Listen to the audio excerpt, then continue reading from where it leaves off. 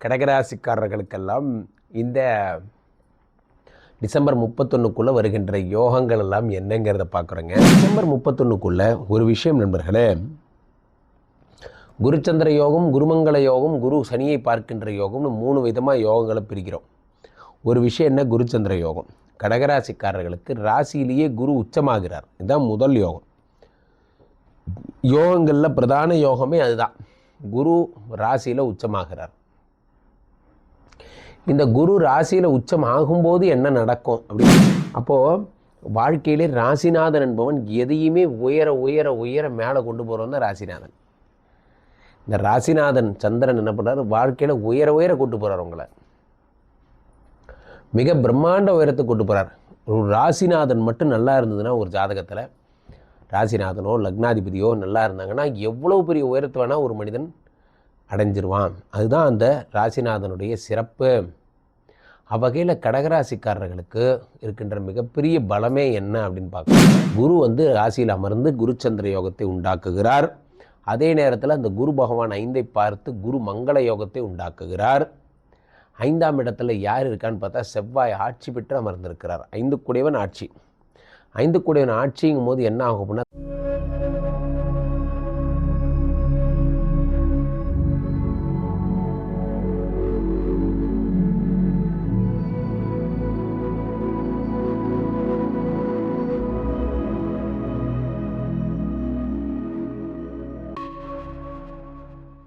உலகெங்கிலும் இருக்கும் ஆன்மீக பரிகார நேயர்கள் அனைவருக்கும் வணக்கம். நான் உங்கள் ராம்ஜி.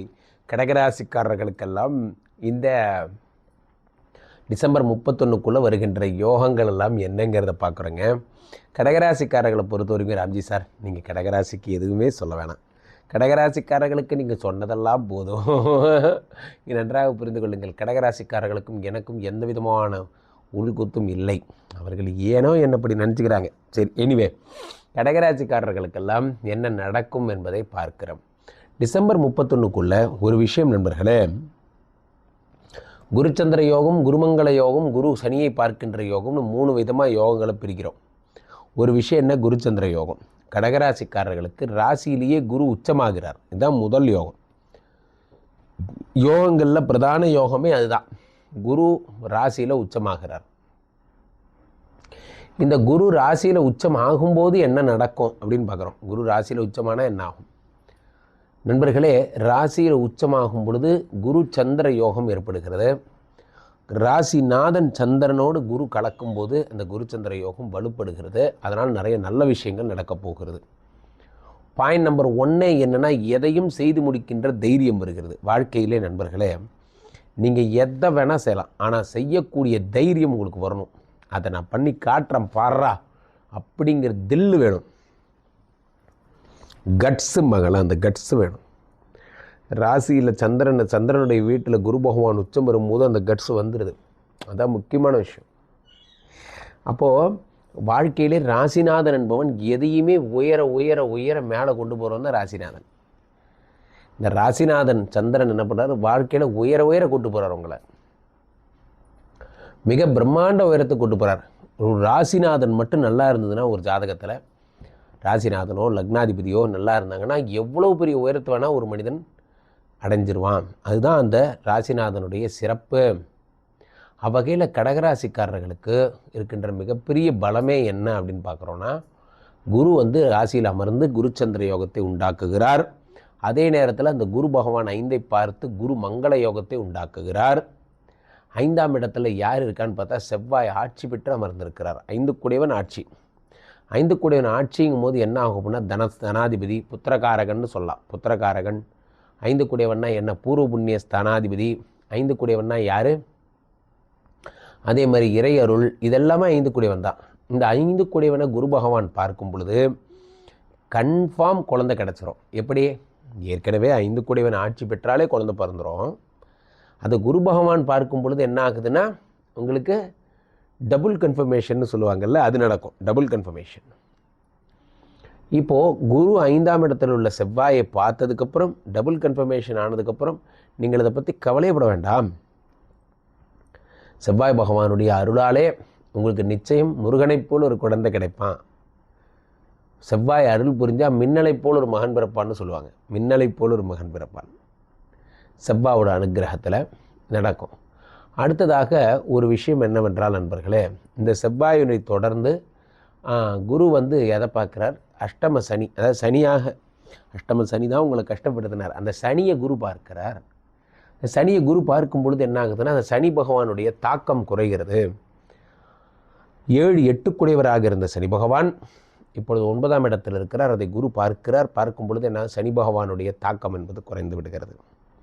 அஷ்டம சனி 8 சனியாக இருந்தவருடைய தாக்கம் குறைகிறது. ஸோ இப்போது இதில் முக்கியமான விஷயமே என்ன அப்படின்னு பார்க்குறோம். இந்த குரு பகவானுடைய பொன்னான பார்வையாலே 5ஆம் இடத்துல செவ்வாயை பார்த்துட்டார், அடுத்து சனியை பார்த்துட்டார். இது எல்லாத்தையும் குரு பார்க்கும் பொழுது மிக அற்புதமான விஷயங்கள் எல்லாம் உண்டாகிறது. ஸோ முக்கியமாக அப்போ ஐவிஎஃப் பண்ண சார், ஐவிஎஃப் பண்ண சார், நான் போகாத ஹாஸ்பிட்டல் இல்லை, பார்க்காத டாக்டர் இல்லை, பண்ணாத மருத்துவம் இல்லை, ஐவிஎஃப் எல்லாம் ஃபெயிலியர் தான் சார் ஆகுது. கவலைப்படாதீங்க, ஐவிஎஃப் இனி ஃபெயிலியர் ஆகாது.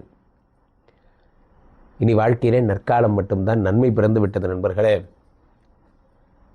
காரணம் என்ன அப்படின்னு பார்த்தீங்கன்னா, உங்களுக்கு இந்த சனி பகவானுடைய அருளாலே மிக பிரம்மாண்டமான விஷயங்கள் எல்லாம் 9ஆம் இடத்து சனி தருகிறார். பாக்ய சனி, பாக்கியம்னா அதிர்ஷ்டத்தில் இருக்கக்கூடிய சனி. இந்த அதிர்ஷ்ட சனி உங்களுக்கு நிறைய நன்மைகளை தரார். அதே நேரத்தில் 5 செவ்வாய் பகவான் அதிகபட்ச நன்மைகளை, சொத்துக்களை தருகிறார். முக்கியமாக இதெல்லாம் குரு பார்க்கும்போது டபுள் கன்ஃபர்மேஷன் என்பது ஏற்படுகிறது. இந்த 2 யோகம்தான். இப்போது குரு 5ஆம் இடத்தை பார்க்கும் பொழுது வெறும் செவ்வாயை மட்டும்தான் பார்க்குறார். ஆனால் இல்லை, 4 சூரியனை பார்க்குறார், 2 சூரியனை பார்க்குறார், 4 சுக்கிரனை பார்க்குறார், அடுத்து 12 புதனை பார்க்குறார். இது அத்தனை பெரிய குரு பகவான் பார்க்கும் பொழுது இல்லற வாழ்க்கை இனிக்கிறது. குடும்பஸ்தானாதிபதி சூரியனை குரு பார்க்கும் பொழுது குடும்பம் பெருகுகிறது. 4, 11 பாதகாதிபதி சுக்கிரனை பார்க்கும் பொழுது தடைகள் எல்லாம் ஒழிகிறது. இந்த மாதிரியான நிறைய நல்ல விஷயங்கள் இந்த குரு பார்வையால் ஏற்படுகிறது. ஒரே ஒரு விஷயம் நீங்கள் ஃபோக்கஸ் பண்ணி பார்க்க வேண்டியது கடகராசிக்காரர்களுக்கு என்ன அப்படின்னா, குரு பகவான் ராசியிலே இருந்தால் எப்பயுமே குரு நின்ற இடம் பாழ்பாங்க. குரு நின்ற இடம் பாழ். அப்போ இந்த 8ஆம் இடத்து சனி குரு பகவான் பார்வைப்படும் போது என்ன ஆகுதுன்னா, அஷ்டம சனி ரிலீவ் ஆன மாதிரி தான் இந்த கதை. இப்போ கடகராசிக்காரர்களுக்கு இந்த யோகமெல்லாம் வருகிறது. அவரே 7 சனியாகவும் இருப்பதால் இல்வாழ்க்கையில் இன்பம், குடும்ப வாழ்க்கையில் மன மகிழ்ச்சி போன்றவையெல்லாம் ஏற்படுகிறது. மனசுக்குரிய நிகழ்ச்சிகள்லாம் நடக்க போகிறது. ரொம்ப சந்தோஷமாக இருக்க போகிறீங்க. அதில் நடக்க சில பேர் ஃபாரின் போகணும்னு நினச்சிட்டு இருப்பீங்க. அந்த கனவுகளெல்லாம் கைகூடுங்கின்ற ஒரு நேரமாக இந்த நேரம் என்பது அமையும். ஸோ இந்த குருவை போலவே சனி பகவானும் வக்ர நிவர்த்தி அடைந்து விடுகிறார் நவம்பர் 28ஆம் தேதிக்கு அப்புறம். அப்போ என்ன ஆகும், சனி பகவான் 9லிருந்து 9, 10, 11 பார்க்குறார் லாபத்தையும். அதே மாதிரி சனி பகவான் 7ஆம் பார்வையாக 3ஆம் இடத்தையும், அதே மாதிரி சனி பகவான் உங்களுடைய 10ஆம் பார்வையாக 6ஆம் இடத்தையும் பார்க்கிறார். வியாதி, கடன், கஷ்டம் போன்ற அனைத்து பிரச்சனைகளையும் சனி பகவான் தீர்த்து வைக்கிறார். கடகராசிக்காரர்கள் ஒரு விஷயத்தில் உறுதியாக இருக்கணும்.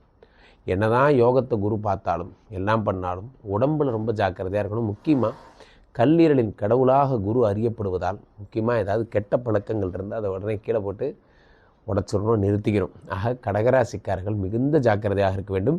கீழே போயிட்டிருக்கின்ற நபரை கூப்பிடுங்க, உங்களுடைய சொந்த ஜாதகத்தை பார்த்து கொள்ளுங்கள். உலக புகழ் வாய்ந்த நமது விஸ்வரூப விஷ்ணுமாயா எழுந்திட இருக்கக்கூடிய புனிதமான இந்த ஸ்ரீமடத்திலே தினசரி நடக்கின்ற விஷ்ணுமாயா ஹோமங்களில் கலந்து கொள்ளுங்கள். மீண்டும் ஒரு நல்ல பதிவில் சந்திப்போம். நன்றி, வணக்கம். இங்கே ஸ்தாபிதம் செய்யப்படுகிறார் விஷ்ணுமாயா. அது தமிழ்நாட்டில் இங்கே போரூர் கார்டன் ஃபேஸ்டிவலில் ஸ்ரீமடத்தில் மட்டும்தான் இருக்கிறது. வேற எங்கேயும் இவருக்கு ஆலயங்கள் கிடையாது. நம்மளுடைய வேலை இல்லை, குழந்தை இல்லை, நமக்குடைய எதிர்காலம் கேள்விக்குறியாக இருக்குது, கள்ளத்தொடர்பு, ஏமாற்றம், துரோகம் போன்ற பிரச்சனைகளுக்காக ஸ்பெசிஃபிக்காக பண்ணுற ஒரு ஹோமம். இந்த ஹோமம் 48 நாள் தினமும் பண்ணுறோம். இப்போ நீங்கள் புக் பண்ணுறீங்கன்னா இன்னிலேருந்து 48 நாள் இந்த ஹோமம் பண்ணி உங்களுக்கு அந்த பிரச்சனைகளை சேலஞ்சிங்காக சரி பண்ணி தரோம். ஸோ விஷ்ணுமாயா சாத்தனுடைய ஆலயத்திற்கு நீங்கள் வாருங்கள், இந்த ஸ்ரீமடத்திற்கு வாருங்கள், வந்து இந்த ஹோமத்தில் கலந்து கொள்ளுங்கள். இதை பற்றி தரவுகள் கீழே போயிட்டு இருக்க நம்பரை கேட்டு தெரிஞ்சு புக் பண்ணிக்கிட்டு இந்த ஹோமத்தில் நீங்களும் பங்கெடுக்கலாம்.